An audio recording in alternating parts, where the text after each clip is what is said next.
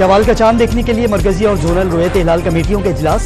मौलाना अब्दुल खबीर आजाद के मुताबिक गुरूब आफ्ताब के 54 मिनट बाद तक चांद देखा जा सकेगा। हतमी ऐलान इस्लामाबाद में मरकजी रुयत हिलाल कमेटी करेगी।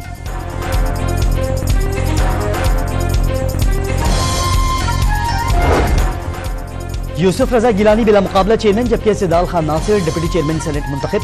पीटीआई की जानिब से इंतखाबी अमल का बॉयकॉट किया गया। इजलास के दौरान शोर शराबा।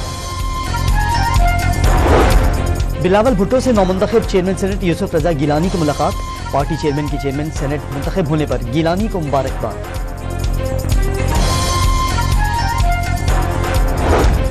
सदर मुमलिकत आसिफ अली जरदारी खुसूसी तैयारे से नवाब शाह पहुंच गए।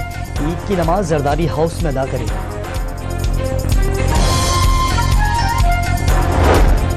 इसराइल की गजा पर वहशियाना बमबारी। 24 घंटों में 153 शहादतें, 60 फलस्तीनी जख्मी।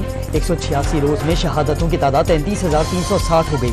76,000 जख्मी। तुर्की ने इसराइल को 54 अशिया बरामद करने पर पाबंदी लगा दी। स्टील, सरिया, मार्बल, सेरेमिक्स, फ्यूल समेत दीगर अशिया शामिल। इसराइल की जानिब से जंगबंदी के ऐलान तक पाबंदी आयद रहेगी। तुर्की का ऐलान।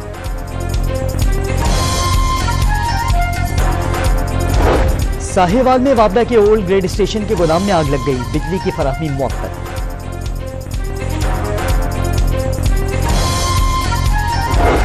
और न्यूजीलैंड के खिलाफ कौमी T20 स्क्वाड का ऐलान। बाबर आजम कप्तान मुकर्रर। उस्मान खान और इरफान नियाजी पहली बार टीम का हिस्सा बन गए। इमाद वसीम और मोहम्मद आमिर की वापसी।